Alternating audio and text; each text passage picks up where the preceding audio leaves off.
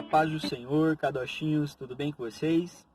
Então vamos para mais uma lição da nossa Escola Bíblica Dominical, a nossa lição de número 4, que tem como título Como se deu o ministério de Jesus. Mas antes de nós começarmos a nossa aula, vamos fazer uma oração para dar início, para dar prosseguimento à nossa aula de hoje. Papai querido e Deus maravilhoso, em nome de Jesus Cristo, eu te louvo por mais esta oportunidade que o Senhor tem nos dado de poder, meu Pai, aprender mais uma porção da Tua Santa Palavra. Que o Senhor guarde e abençoe cada um dos Teus filhos e das Tuas filhas que poderão participar assistindo esta aula, Senhor, e aprendendo mais um pouco da Tua Palavra. Que o Senhor guarde a vida de cada um, guarde os seus familiares, que o Senhor guarde, Senhor, a Tua igreja. Nós cremos, Senhor, que tudo isso que nós estamos passando logo passará e logo estaremos no templo sagrado louvando e adorando ao Senhor, que é assim que o Senhor nos orienta, meu Pai querido, pois nós sentimos a Tua presença, não somente lá, em nossos lares também, mas a comunhão de estar unidos uns com os outros adorando o Teu nome é algo muito maravilhoso. Que o Senhor, meu Pai, abençoe a vida de cada um dos Teus filhos e assim eu te agradeço mais uma vez em nome de Jesus. Amém. Então, aula de lição 4, que tem como nosso textuário a palavra do Senhor que nos diz: E no dia seguinte, João viu a Jesus que vinha para ele e disse: Eis o Cordeiro de Deus que tira o pecado do mundo. João 1:29. Na nossa aula de hoje, a gente vai falar um pouquinho sobre como se deu o ministério de Jesus, o ministério messiânico e o ministério terreno. E é muito maravilhoso a gente entender que Jesus, em tudo que ele fazia, era magnífico. Tudo que ele fazia, se a gente for analisar nos mínimos detalhes, é algo maravilhoso. E além disso, a gente vai entender, né, um pouquinho sobre o chamado. O chamado que Jesus teve. Sim, Jesus ele foi chamado também. Só que não quando o verbo se fez carne, mas antes de tudo, antes do Gênesis, antes da fundação do mundo, Jesus já tinha aceitado o seu chamado, porque a palavra do Senhor nos diz que antes da fundação do mundo, o Cordeiro de Deus já estava morto, pois Jesus, né, o Cordeiro de Deus, ele já sabia o sacrifício que ele teria que fazer para poder salvar a humanidade. Deus, ele é onisciente, ele sabe de todas as coisas, ele já sabia o que aconteceria. O nosso tópico 1, ele nos traz como título um chamado, uma missão a ser cumprida. O que é um chamado? É fácil da gente poder entender. Vamos lá, às vezes você está no seu quarto, você está lá no Face, no Insta, jogando um game, e aí você ouve a sua mãe ou seu pai te chamando: Fulano, vem aqui. E dependendo do tom de voz, você já sabe se é uma coisa boa ou se é uma coisa ruim. Mas o chamado que Jesus faz pra gente é um chamado maravilhoso. Porque quando Jesus ele nos chama, ele já sabe que nós somos capazes de poder fazer aquilo. Qual que é o seu chamado? Qual que é o meu chamado? Eu tento, de verdade, eu me esforço em poder dar aula para vocês, em poder liderá-los. E isso é algo que Jesus me chamou para fazer. E eu faço com muito prazer. Ainda que eu sei que eu posso fazer mais, porque a gente sempre pode fazer mais. Mas o pouquinho que eu faço com muito prazer. Jesus, ele me chamou. E eu tenho que honrar o compromisso que eu tenho com ele. E um dia ele olhou para mim e falou: Você, vem aqui, meu filho, porque eu quero te usar. E isso é muito maravilhoso. Quando a gente ouve isso, quando a gente sabe que Jesus está falando com a gente. E aí eu pergunto mais uma vez: qual o seu chamado? Vocês já pararam para analisar as pessoas, né, os líderes avivalistas que mudaram a nossa geração, que mudaram, às vezes, muitas formas de pensar, né? Existem muitos, né? Se a gente dá um exemplo do livro Heróis da Fé, lá fala de 20 pessoas. Mas e na Bíblia? Na Bíblia tem tantas pessoas: Moisés, Enoque, Adão, Davi. Existem muitas pessoas que fizeram a diferença. Mas dá um exemplo bem bacana, bem legal, que eu gosto bastante, né? Que é a história de Billy Graham, né? Billy Graham, um grande avivalista, né? Que faleceu há poucos tempos, né? Acho que no ano passado, se eu não me engano, né? O ano retrasado, enfim. E ele fez a diferença, sim. Ele mudou, através da palavra de Jesus, muitas pessoas foram salvas através da pregação dele. né, através da palavra de Jesus pregada através dele.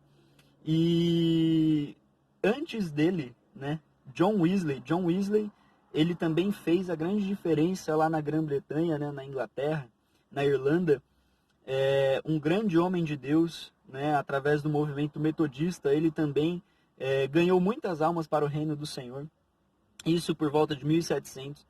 E um dia, né, nos Estados Unidos, foi feito ali na faculdade, foi feito um passeio, né, ali onde John Wesley morava, na casa de John Wesley, né, dos Wesley. E no quarto dele tinha ali no tapete duas bolinhas, né, um pouquinho mais fundas, que era onde John Wesley ele orava, né, onde ele buscava o Senhor. E naquele passeio, né, quando todo mundo estava indo para o ônibus, né, o professor viu que estava faltando um aluno. E ali, quando ele voltou para procurar esse aluno, ele viu Billy Graham, né, ajoelhado no mesmo lugar e falando: Senhor, faça de novo. Senhor, faça de novo. E isso é muito gostoso da gente saber que o Senhor fez de novo. O Senhor, ele usou mais uma vez. E ele pode usar você. Ele pode nos usar. Se assim nós nos entregarmos à obra do Senhor, ele pode nos usar, como eu tenho certeza que ele já tem usado vocês de uma forma maravilhosa. Se doem à obra do Senhor e tenham certeza que Deus, ele pode mudar a sua vida. Deus abençoe. Pai do Senhor, Kadoshinhos, tudo bem? Vamos lá, tópico 2, o ministério terreno de Jesus. A gente sabe que Jesus teve 2 ministérios, né, aqui na Terra, né? Ele veio para cumprir o ministério terreno e o ministério messiânico. Essa foi a missão de Jesus Cristo na Terra. E, né, em João 1,14 vai dizer que ele habitou entre nós.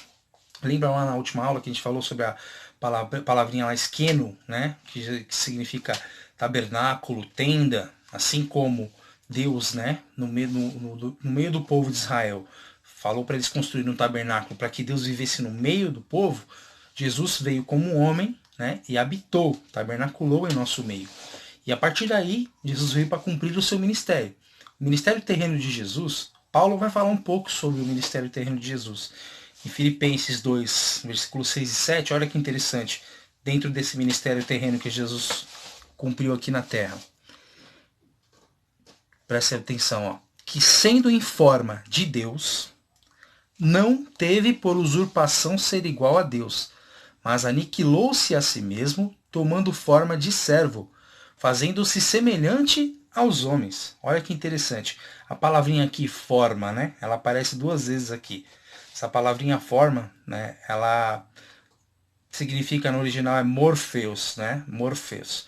Então Jesus sendo em forma de Deus, ou seja, ele não deixou de ser Deus, não teve por usurpação ser igual a Deus, ou seja, ele não deixou de ser Deus, mas ele não se utilizou daquilo que ele era. Mas aniquilou-se a si mesmo, tomando forma de servo. Ou seja, um Deus que veio, não deixou de ser Deus, mas viveu igual a nós. Viveu como um homem comum, como eu, como você. Não teve por usurpação utilizar os poderes divinos. Tanto que na tentação, né, quando Jesus foi, depois do batismo, foi ao deserto para ser tentado, Satanás queria que ele utilizasse dos atributos divinos dele. Né? Ele poderia transformar pedras em pães? Poderia, porque ele ainda era Deus, ele é Deus. Ele seria Deus ali naquele momento. Então ele poderia muito bem pegar as pedras e transformar em pães, mas ele falou que não. Não, porque nem só de pão vive o homem. Né? E a vontade do Pai ali é que ele não utilizasse os poderes divinos, mas vivendo como um homem para que o sacrifício dele fosse aceito por Deus. Porque senão não seria aceito, né, por Deus se ele utilizasse os atributos divinos. Então, dentro desse ministério terreno, Jesus ele era rico, né? Ele se fez pobre, ele se tornou o maior pecador de todos. Por quê? Porque ele assumiu, né? Ele se fez pecado por nós. Todos os nossos pecados, todos aqueles que pecaram antes, todos aqueles que pecariam depois, Jesus Cristo tomou sobre si os nossos pecados. Então, ele fez isso por nós, sendo Deus, 100% Deus, 100% homem. Dentro do seu ministério terreno, Jesus ele orava, ele jejuava, ele lia a palavra de Deus. ele andava pelas sinagogas, né? E ia lá ensinando o evangelho a todos. Ele curou, né? Ele libertou pessoas endemoniadas, expulsou demônios. Jesus, no ministério terreno, ele era um profeta, ele era um missionário, porque ele vivia, né, nos arredores ali da Galiléia ali, ele ia pregando o evangelho. Jesus também, ele era pastor, né? A palavra vai falar que ele era pastor, o bom pastor. Jesus era diácono, ele servia, né? Ele fala assim: eu não vim para ser servido, mas para servir. Então pensa, um Deus que não deixou de ser Deus, mas escolheu viver como um homem e veio para nos servir. Esse é o Jesus que nós servimos. Ele cumpriu cabalmente o seu ministério terreno. Que nós possamos cumprir o nosso ministério também, assim como Jesus fez. Amém? Tópico 3. O ministério messiânico de Jesus. O ministério de Jesus ele também foi messiânico, mas o que isso quer dizer? Quer dizer que Jesus ele foi o Messias tão esperado e profetizado nas Escrituras. Diversos foram aqueles que falaram da vinda do nosso Senhor. Davi, no Salmos 22, ele fala do nosso Senhor Jesus Cristo. Isaías, em diversos versículos, Zacarias, Malaquias. E eu gostaria de compartilhar com vocês, eu gostaria que vocês abrissem as vossas Bíblias no livro de Isaías, no capítulo 7, o verso 14, a palavra do Senhor nos diz: portanto, o mesmo Senhor vos dará um sinal, eis que a virgem conceberá, e dará à luz um filho, e chamará o seu nome Emanuel, ou seja, Deus conosco. É o nosso Deus no meio do seu povo. E também no capítulo 9, o verso 6, a palavra do Senhor nos diz: porque um menino vos nasceu, um filho se nos deu, o principado está sobre os seus ombros, e se chamará o seu nome Maravilhoso, Conselheiro, Deus Forte, Pai da Eternidade, Príncipe da Paz. Louvado seja o nome do Senhor Jesus Cristo.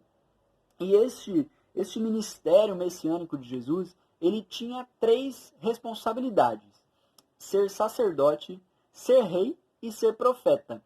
E como sacerdote, essa responsabilidade, esse ofício sacerdotal, ele não teve uma origem numa família ou numa tribo específica. Uma vez, como todos vocês sabem, que para ser sacerdote tinha que nascer na tribo de Levi. Mas Jesus, ele nasceu na tribo de Judá, não é verdade? Então ele não tinha uma origem numa família ou numa tribo. E ele também, ele não era temporário. Jesus, ele é o sacerdote eterno. E a palavra do Senhor que eu gosto muito, que se encontra no livro de Hebreus, nos versos 14 e 15, eu gostaria de ler com vocês também. A palavra do Senhor nos diz: visto que temos um grande sumo sacerdote, Jesus, Filho de Deus, que penetrou nos céus, retenhamos firmemente a nossa confissão, porque nós não temos um sumo sacerdote que não possa compadecer-se das nossas fraquezas, porém um que, como nós, em tudo foi tentado, mas sem pecado. Oh, aleluia, louvado seja o nome do Senhor Jesus Cristo. Como eu gosto desta palavra. Nós temos um sacerdote eterno, um que em tudo foi tentado, mas sem pecado. Louvado seja o nome do Senhor Jesus. E em especial, além de sacerdote, ele foi o próprio sacrifício para que nós tivéssemos hoje a esperança de uma vida eterna com ele na glória, para que nós tivéssemos os nossos pecados perdoados. Sim, um sacerdote, mas também o sacrifício vivo. Louvado seja o nome do Senhor. Como rei, ele foi totalmente eterno. Ele não veio como rei que veio de uma família, que foi... Jesus, ele já nasceu rei, coroado, poderoso, o filho do Deus vivo.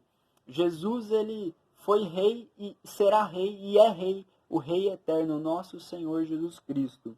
E como profeta, Jesus, ele cumpriu a palavra do Senhor, ele salvou, ele curou, ele profetizou aquilo que viria a acontecer e que está acontecendo nos dias de hoje, fomes, pestes, Jesus, ele nos seus 3 anos de ministério, ele fez, ele falou e se cumpriu, e tem se cumprido tudo aquilo que ele falou, e enfim, né? Jesus é o profeta poderoso em obras, né? Como a palavra do Senhor nos diz, né? Naquela passagem, quando depois que Jesus ressuscitou, né? Os profetas ali no caminho de Emaús, eles começam ali a falar sobre Jesus Cristo, e Jesus ele aparece no meio deles, mas eles não perceberam que era Jesus, que era o Senhor.